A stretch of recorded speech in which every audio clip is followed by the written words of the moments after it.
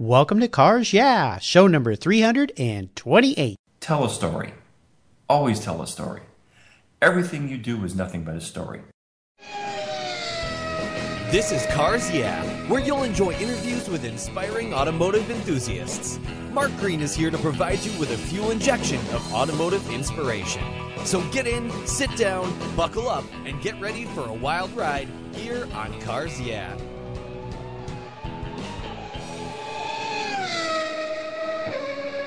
Do you know the best way to protect your vehicle, both the exterior and interior, is with a car cover?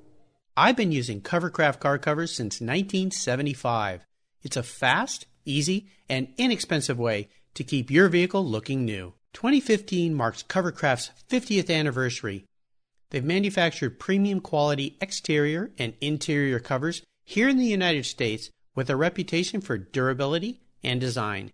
They're the world's largest manufacturer of custom patterned vehicle covers that are crafted to fit, with over 80,000 patterns and growing. You can choose from dozens of fabric options and accessories, all designed and carefully sewn for your special vehicle. Made in the USA, Covercraft is the right choice. I've protected my special rides with their covers for over 40 years, and you should too. Learn more today at covercraft.com. Hello, automotive enthusiasts. I am revved up and so excited to introduce today's very special guest, Ron Adams. Ron, are you buckled up and ready for a fun ride? Absolutely. All right. Great to have you here. Ron Adams is the editor-in-chief at Via Corsa in Scottsdale, Arizona. Since 2009, Via Corsa has published 3 award-winning sports car travel guidebooks. He explores the world and visits all those places automotive enthusiasts like you and me dream about, bringing destinations to the reader through stories and photographs, both in print and digital formats. Ron provides a unique opportunity to explore local events, regional destinations, and exotic locations around the world, all wrapped in an automotive theme. Via Corsa is the car traveler's magazine for people, places, and events. So Ron, I've told our listeners just a little bit about you. Would you take a moment and share a little more about your business and, of course, your passion for travel and automobiles? Sure, of course. Thank you, Mark. The passion for travel really began when I was quite young. My first trip was to London, England, and I remember the trip being really a journey into the automobile world of London, England. In other words, is the chaperones would bring us to the art museums and the history museums. All I remember is seeing really cool English cars. So it really began at a very early age and then continued throughout my life, throughout my travels. Everywhere I went was a new journey into looking for, spotting, and wanting the cars that I saw from around the world. And over the years, I saw a lot of really cool stuff, both as a youngster and up through recently. I traveled to Germany on the Autobahn when I was about 14, 15. Fascinating experience. New Zealand and Australia.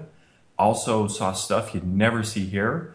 And I'm not sure the chaperones were real happy about that. You know, they wanted for us to really take away the art and culture of the places we would travel. And I didn't. I took away the cars and the owners that I saw instead. Very cool. Yeah, that passion really continued up through college into adulthood and has been going strong ever since. Well, I love that. And you know, cars and the people around cars can be art and culture as far as I'm concerned. Definitely design can be art. So I think that's really neat. And especially the fact that you took these childhood experiences and created and built them into a vocation, into a business. And we're going to learn a little bit more about Via Corsa and what you're doing. I know your first publication just came out of the new magazine, right? That's correct. Yeah, fantastic. And I noticed on the cover it's a visit to Cuba. So that's pretty interesting. Yeah, that's right. Now, that's not me who went to Cuba. I had Brenda Pretty go to Cuba. I wrote a number of the articles in the premiere issue and will continue to write, but Cuba was just a step beyond my travel abilities. I had to refer that one to an expert. Well, very cool. Look forward to getting a copy of that. So as we continue on your journey, I always like to start by asking my guests for a success quote or a mantra of some kind. It's a saying that's been instrumental in forming your life and your success, and it's a really great way to get the inspirational tires turning here on Cars Yeah. So Ron, take the wheel. Oh, yeah, that's an easy one. I'll have a little short story about it, too, to tell you how the quote came about. Cool. Last year, 2014, I went to a magazine conference organized in, of all places, Mississippi. And how and where I ended up in Mississippi is a story unto itself. But the person I met was a fellow by the name of Keith Bellows, a name some people may recognize, others may not, but he used to be the editor-in-chief of National Geographic Traveler magazine. Oh, yeah. So he's an important kind of guy. And I approached Mr. Bellows and said to him, I've got a problem, and I'd like to have you help me. You're presenting a travel magazine to the world talking about really exotic locations that people aren't going to go to. And in this case, he was talking about the Antarctic.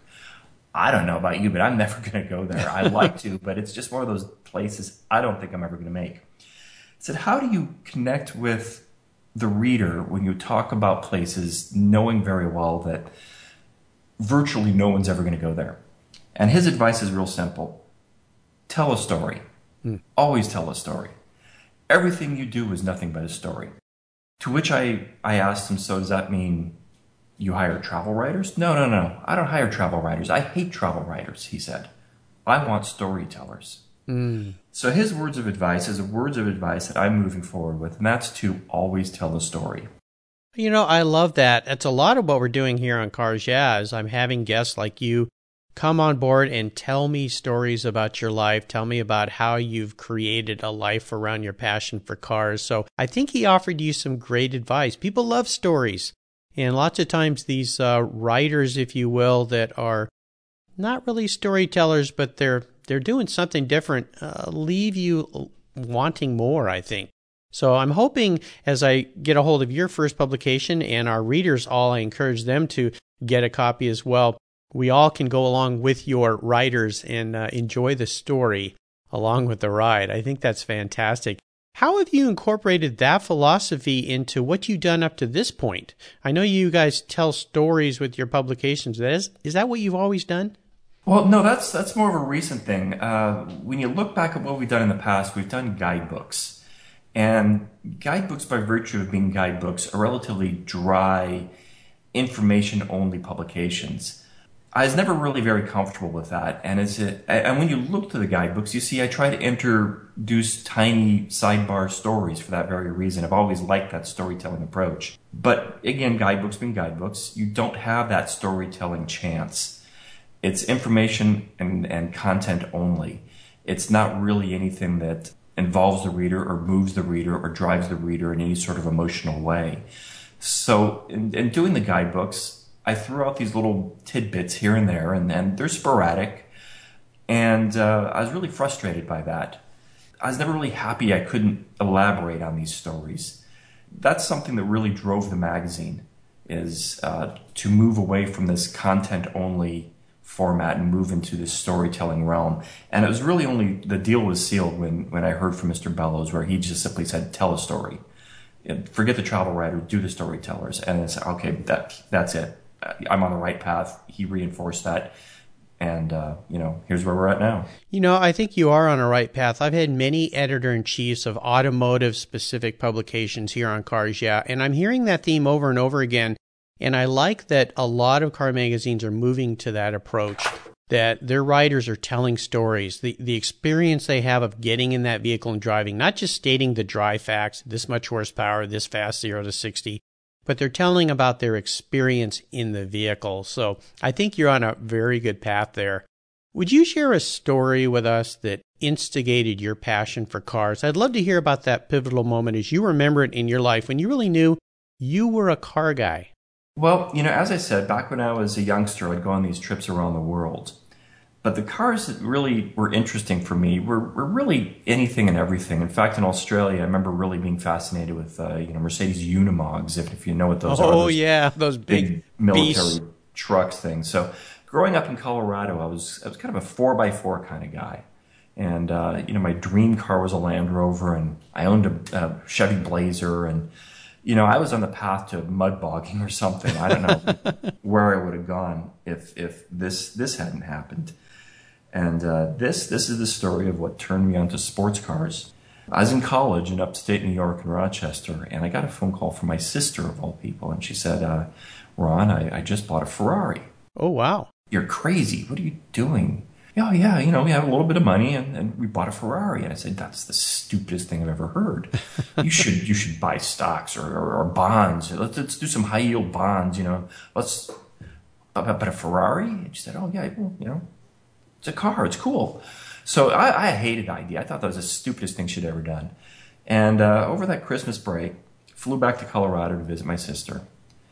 And, of course, the first thing she said was, well, let me show you something. Yeah. And winter in Colorado is cold, so it was negative 20 degrees with wind chill. It was freezing cold at night. The flight arrived in the evening. Oh, my gosh. And 2-3 feet of snow. And she walked me through the snowbanks and snowdrifts to her detached garage, where they opened up the door and flipped on that fluorescent light, the one flickering kind of poorly up above. Yeah. There below it was this 308 GTS, the Magnum PI 308. And I just stood there in awe. Oh my God, that's the most beautiful thing I've ever seen. May I touch it? Oh yeah, get in. Of course you couldn't drive it, but boy, I got in that car, I sat in that car, I looked at the leather and the steering wheel and the speedometer that went a whole lot faster than any sort of Unimog. Sure. And I was enthralled, I was entranced, I was spellbound by this car. And of course, within the week, I owned a Ferrari myself then, too. Didn't get to drive it. Of course, it's not like the snow melts in Colorado very quickly, especially in December. But within a week, I was a proud owner of a really terrible 308 GTB. I mean, the thing was just a piece of garbage. But boy, it was my first sports car ever, and I loved it dearly. Wow. Well, what a great story. And your sister's influence on you, she definitely made it so that you got bit by the bug. And to get bit by the bug and have your first one be a Ferrari, wow, that's quite a step. So very cool. May I add a very cheap Ferrari. Back in the day, these were not expensive cars. They were, a new Hyundai would be more expensive than one of these things. Yeah, those 308s, they made probably more of those than any Ferrari model ever. So they were a car that you could step into that mark with and have some fun. But still, very cool cars. And they're coming up in value nowadays, just as the rest of the Ferrari tide has risen all those prices the way it has. Yes, it has. In fact, I always kind of keep an eye out for that particular car to see if I ever see it up for sale again. There you go. I have a friend who's looking at one right now. Maybe I can turn you on to that one. But if he's listening, Bill, he's probably going, no, don't tell anybody about that car. So we'll keep that one quiet for now. Ron, what I'd love to do now is crawl into the hood and take a look at some of the roads you've driven down and ask you to share with us a huge challenge or even a great failure that you faced along the way in your career. And the more important part of this question has to do with how did you overcome that situation and what did it teach you? What did you learn from it? Well, to start with, the guidebooks were actually relatively simple. When I decided, hey, let's do the guidebooks, and of course that's a story unto itself, it was a pretty easy process. Bought some guidebooks, looked through them, made a guidebook. Really wasn't very difficult. As, of course, as the guidebooks progressed and we published several and decided to switch over to a magazine, then the problems became, the problems started. And I had no idea what to do. I'd looked at magazines, talked to people who were in the magazine business, and for almost literally a year, I just sat in front of the computer staring at the screen like, I don't know what's next. I have no idea what the next step is. And really anyone can see the problem. You can pick up any guidebook and then compare it to any magazine. It doesn't necessarily have to be mine. And realize that a magazine is far more complex, both in design and content. Of course, there's that storytelling element that you really have to involve, and really everybody now tries to involve. And I just sat there dumbfounded. There was no answer. There was no solution. In fact, I'm not even sure what the real problem was. I knew there was a difference, but I didn't know what the real question nor answer was. And the way that sorted itself out was actually, believe it or not, me hiring someone. So I had to step out and step up my game and go find someone who knew what they were doing. And that was kind of a tough thing to finally admit, hey, I don't have all the answers and I don't know what I'm doing finally. And I hired someone, the consultant, a very good one, by the way, but I'll keep his name private for now. And he showed me the ropes. He's the one who actually was instrumental in getting me to Mississippi and introducing me to Keith Bellows. And that's the problem. That was the solution, and now we're on a roll. Awesome. Well, great lesson here for those entrepreneurs listening. Surround yourself with people who know what they're doing, and never be afraid to admit that you don't know what it is you're doing and you need some help. Because once you take that step, everything starts to open up. And Ron's story is a wonderful example of that. Let's shift gears here and go to the other end of the spectrum. I'd love for you to share one of those career aha moments. I like to say it's when the headlights came on and illuminated your way for that new idea or that new direction you had. And tell us the steps you took to turn your aha moment into your success. Well, the aha moment came when my wife was pregnant with our first child. Oh, that'll do it. Yeah, that's what she wanted us to do. Is sort of couples bonding experience was to go baby clothes shopping, and during this first pregnancy, we'd go baby clothes shopping, and the next day we go baby clothes shopping, and then the next day we go baby clothes shopping, and eventually, as we would go baby clothes shopping, I got permission somehow to go to the local Barnes & Noble that was next to these baby clothes shopping stores. Yeah. And cruise around the Barnes & Nobles.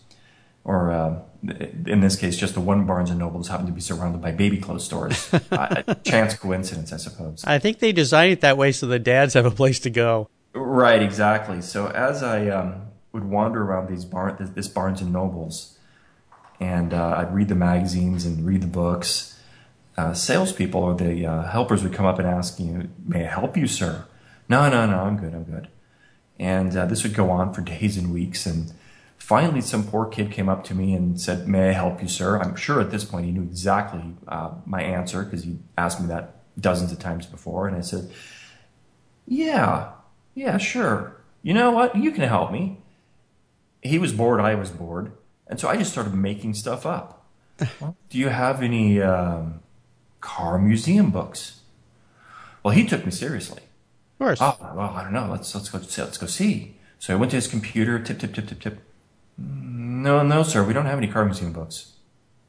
So now I'm trying to stump him. I'm seeing if I can think of anything else for him to do. Sure. Do you have any car drive books? I'm not talking the RV stuff. I'm talking about sports car drive books. Again, he took me very seriously and tip.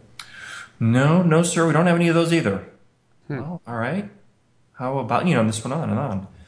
And then it occurred to me that night, it's like, nobody's doing this. Yeah, big gap. I should do this. Why don't I do this? I can do that. I know car museums. I love car museums. I've spent my life traveling, looking for car museums. Again, much to the dismay of the chaperones who would try to show us, art museums. I would be off to the cars. I know all this stuff. So it hit me that night. It's like, let's do a guidebook. Let's do a car book. Let's do something that answers these questions. So this kid at Barnes & Nobles can say, "Yes, sir, there is a book. Here it is." Yeah, it's Ron's book. Yeah. I love that. That another great golden nugget you dropped for us there is looking for an opening in the market somewhere for something that people can't get their hands on and providing that to people. I think it's fabulous. I'm sure you've had many proud moments in your career, Ron, but is there one in particular you could share with us that really stands out? Oh, there absolutely is. When I'd finished up the German guidebook, I was in the process of sending out all the guidebooks to media personalities, media companies for reviews. And, typically this really was a dead-end road. I really never heard back from anyone. They never really did very many reviews. I mean, over the course of time, a couple actually eventually did, but you send out 100 guidebooks to 100 different magazines for book reviews and 100 different TV shows, and maybe one calls back. So in this case, I sent out my German guidebook, and I sent one to Jay Leno's Garage. Cool. And 2 days later, I got a phone call, much to my dismay, and it was a producer at Jay Leno's Garage. Introduced himself, and of course, I'm completely stoked about this. It's like, what's going to happen? Yeah. And the producer said, "Oh, Mr. Adams, we got your guidebook. Thank you. Can you be in Burbank day after tomorrow?" Oh, yeah, of course, absolutely. To which he's like, "Really?" Yeah. Yeah, I'll be there.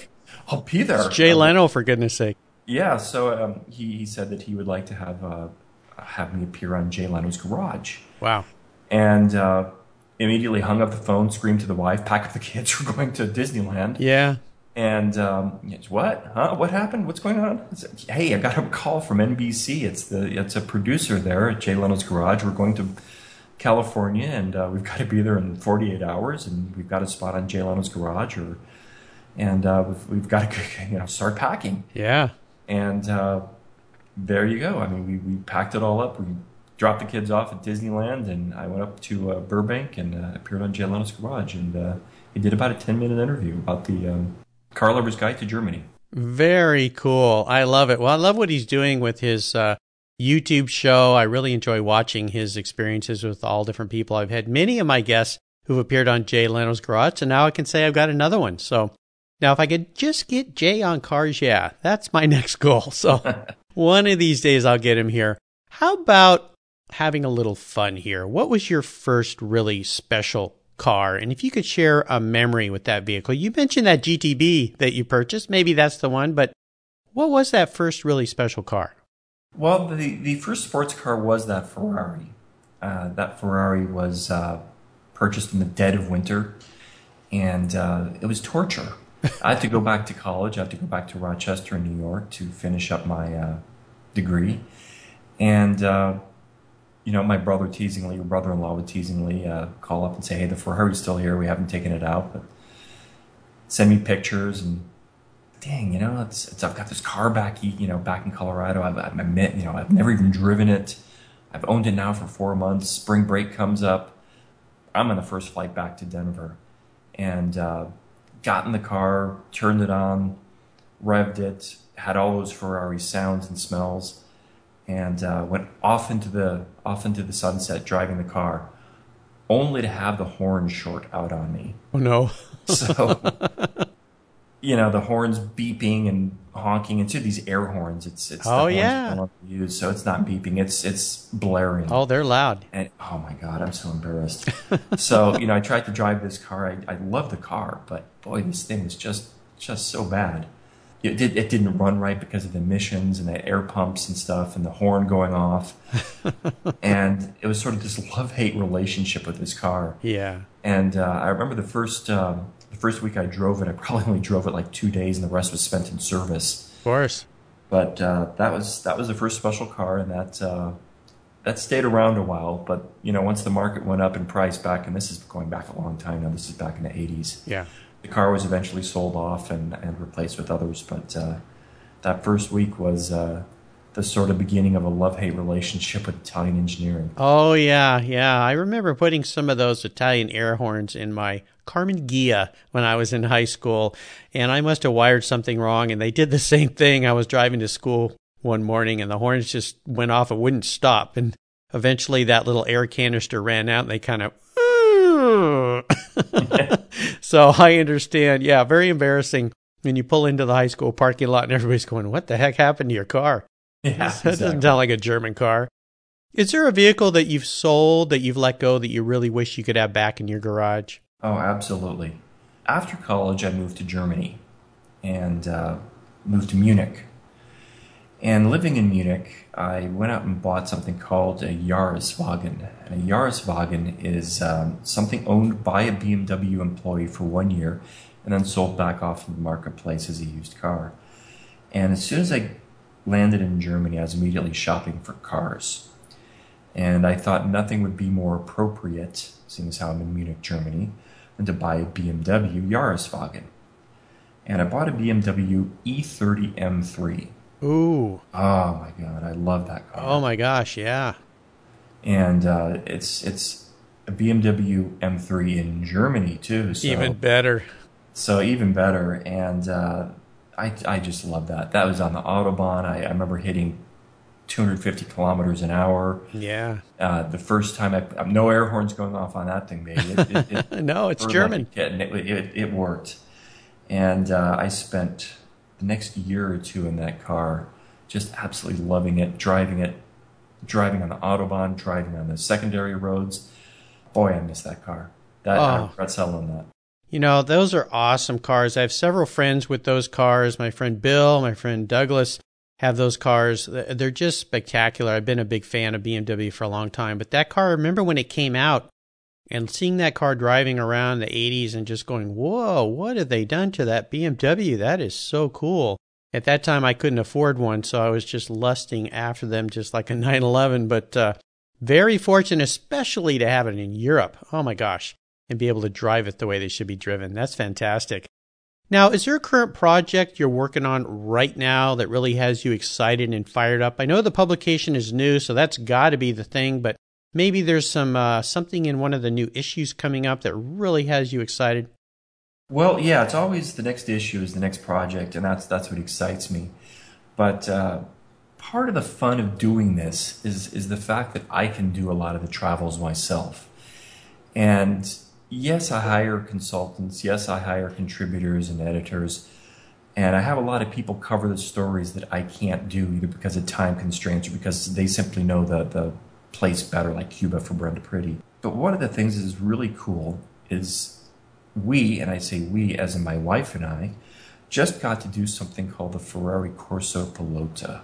Ooh. And the Ferrari Corsa Pilota is a school where you get to drive around brand new Ferraris, and not just one. You get to drive currently the F12, the 458 Italia, the Speziale, the California T. And we just got back, literally just like last week from one. And, I think I had a good time. She had a better time. So this is exciting for me. The wife has always been there as a supporter. She's always got my back. She's always been in the pits when I raced, and this is the first time that we, as a couple, really went onto the racetrack to drive together, and we're doing it again. We already signed up for the next one, so in a couple of months we're going to be at Circuit of the Americas, Corsa Pilota Advanced School. And I said to her, are you sure you're okay doing the advanced? I mean, maybe you want to do the basic. It's a new track. Are you kidding me? No, I want to do the advanced. Yeah, baby. Hey, that's fine by me. Let's do it. So we're really excited about that. That's our next project. Oh my gosh, I am jealous. How fortunate are you? That sounds like so much fun. Oh goodness, and it's great that your wife's gotten so excited about it as well, so you can do it together. That's fantastic, or fantastico, as they would say in Italy. Now, here's a very introspective question for you, Ron. We'll learn a little bit more about you here, the way you answer this question. If you were a car, what kind of car would you be, and why? Oh, again, that's an easy question. Okay. A Challenge Stradale. Oh, okay. That's a special one. So why is Ron a Challenge Stradale? A Challenge Stradale, a little bit of a backstory. Back in the 90s, I started racing. And I started with Skip Barber, drove in the SCCA, Skip Barber Formula Dodge, did the SCCA Formula Mazda. And, these are all nice cars, and they really kind of hone your skills. But ever since I bought that first 308, that piece of crap car, I had owned several nice Ferraris, ones that didn't break, ones that didn't have horns that went off in parking lots. There you go. And I was really hooked on Ferrari. And back in the 90s, in 94, they started something called the Ferrari Challenge. Yeah. Well, that's the pinnacle. I'm too fat and old to ever be a race car driver, too slow. I'll never be a professional, but boy, I love this amateur stuff. Yeah. And the pinnacle, the ultimate, the thing you dream about is the Ferrari Challenge. They even market it as the Gentleman Series. And ever since I began racing back in the mid-90s, it's the Ferrari Challenge. This is what I want to do. Spent years racing these open-wheel cars and always kind of wishing, I want to do the Ferrari Challenge. And finally an opportunity happened where I was able to drive a Ferrari 360 Challenge car in the Ferrari Challenge in 2000 and 2001. And did pretty well, actually. Again, wasn't the fastest. They had some pretty good drivers there, but finished fourth in the Sprint Series out of 50, 60 drivers. Wow, all right. And won the Enduro Series. Cool. So this whole thing with the Ferrari Challenge has really become integral to my life. We still have the shirts, the memorabilia. I made model cars in my car. and still have pictures up on the wall. And it's really become some part of my identity. Mm-hmm. And the car got crashed, got totally destroyed at Watkins Glen. So I really couldn't move back into the Ferrari Challenge series. So instead I went and got the next best thing, and that was a Ferrari Challenge Stradale, which is the street version of that race car I drove. Oh, yeah. And it's actually a step up from the Challenge cars that they made for the track. And they're much better, in fact. And right about the time of the birth of my daughter, right when I was beginning the guidebooks, I found the Challenge Stradale I liked, loved, totally adored. Mm-hmm. And that's my car. And cool. had that Ferrari longer than I've had any other Ferrari.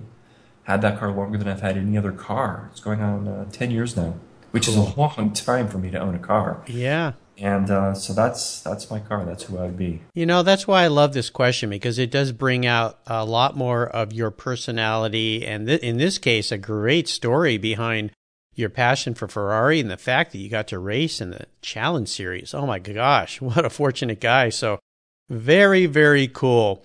Ron, up next is the last lap. But before we put the pedal to the metal, let's say thank you to today's Cars Yeah sponsor. Have you turned your key and heard that dreaded tick, tick, tick, tick because of a dead battery? No worries. I've got the Naoko Genius Boost Jump Starter. This compact tool fits in your glove box and features rechargeable lithium battery technology that will start a dead battery in your car, boat, truck, or RV. It packs a whopping 12-volt, 400-amp starting power and can start up to 20 dead batteries on a single charge. Plus, it has built-in spark-proof technology with reverse polarity protection to safely jumpstart your vehicle. The compact, ergonomically designed clamps are solid copper for maximum conductivity, and there's a built-in ultra-bright dual LED flashlight with 7 modes, including an SOS emergency strobe. It's easily rechargeable with a USB outlet, and you can charge your smartphone or tablet while you're on the road. Works on any 12-volt lead-acid battery. The Genius Boost from Naoko is the ultimate emergency tool that's safe and easy to use. Quality design, state-of-the-art technology from Naoko, your battery care source since 1914. Get yours at geniuschargers.com. All right, Ron, we're back and we're entering the last lap. You've been a racer. You know what this means. The white flag is out. And this is where I'm going to fire off a series of questions and ask you to give our listeners some real quick blips of the throttle answers. So you ready? Ready. What's the best automotive advice you've ever received? Well, you know how they say never get attached to your car? Just the opposite. Always be attached to your car. Yes, absolutely. I don't know who said that other one, but they were wrong. Unless it's a really bad Ferrari, then you should just let it go and get something better. Right. Could you share one of your personal habits that you believe has contributed to your success over the years? Living my job. Yeah, I love that. Every day is living it. Nights, weekends, all the time. Yeah, I love it. Do you have a resource that you think our listeners would really enjoy? Not really. You know, the resource isn't something that you find online. The resource is really in yourself, and that's the drive to simply get out and go explore the world. I like that. Very unique. I love it. Ron, is there a book in particular that you could share with our listeners you think they would really enjoy? Yeah, absolutely. It's a book called Side Glances by Peter Egan. Oh, yeah. And it's a culmination of all his stories and stuff that he had written for Road and Track magazine over the years. Fantastic book, fantastic author. I'd love to have him on the show. Great resource. And listeners, you can find this book and over 327 other books listed on the Cars Yeah website under Guest Recommended Books, or just go to Ron's show notes page at carsyeah.com. Ron Adams in the search box, and his show notes page will pop right up. All right, Ron, we're up to the checkered flag, and this last question can be a real doozy. If you could only have one collector car in your garage, but don't worry about the cost because today I'm writing that check, what would the one vehicle be and why? The only car that really has always been unobtainable, this car that I've always dreamt about, the car that really exemplifies everything that's passion and beauty, performance, is the Ferrari 275 GTB-C competition. Incredibly rare, incredibly expensive, but by far the most beautiful Ferrari I've ever seen, and something I would love to one day own, but you know, they're kind of pricey right now. Yeah, just a little bit. Well, let's talk about that car for just a second. That's a very special car, especially the C, the competition model. But what is it about that car that just does it for you? It's a car that Ferrari really split off from the main line. Up until that point, they've been doing the street cars as race cars. The 250 GTO is kind of both. It was both a street car, race car. It was something that, of course, obviously the marketplace is deemed to be the most expensive car in the world. But when the 275 came out, they did the street versions. They did the 4 cams, the 2 cams, the alloys, the outside filler caps, and then they did the competition cars. It looks just like a street car, but it's a whole nother beast. Yeah. There's the appeal. Yeah. It looks like a street car, but yeah, no, it isn't. Yeah, they're beautiful. Well, great choice. Boy, that's going to cost me today. I'm going to have to get my big checkbook out for you, but I love your choice. Love that car. Fantastic. You have taken me on a great ride today, Ron. I knew you would, especially with what you're doing there at Via Corsa, and I've really enjoyed your stories, and I want to thank you for sharing your journey with the listeners and with me. Could you give us one parting piece of guidance before you drive off into the sunset in that 275 GTB-C Ferrari? Remember the old adage, is it the journey or the destination? It's, for me, always the journey. I think personally, when you get to the destination, it's the end. So for me, the parting advice is to always enjoy that journey. Wonderful advice. Lots of wisdom there. What's the best way for our listeners to learn more about you and your business? You can visit us on Facebook at Via Corsa, or of course our website, viacorsa.com. Absolutely. And I would encourage our listeners to do that.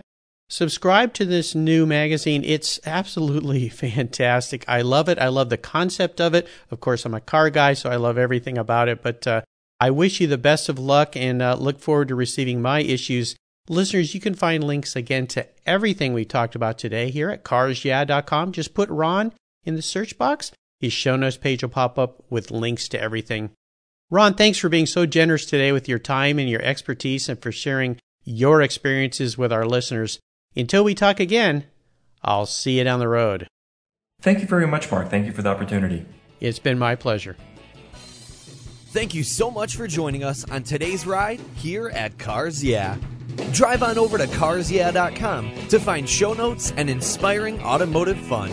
Download your free copy of Filler Up, a fun book filled with gorgeous photographs of fuel filler fun, including quotes from more inspiring automotive enthusiasts. Download your copy today, and we'll see you next time on Cars Yeah.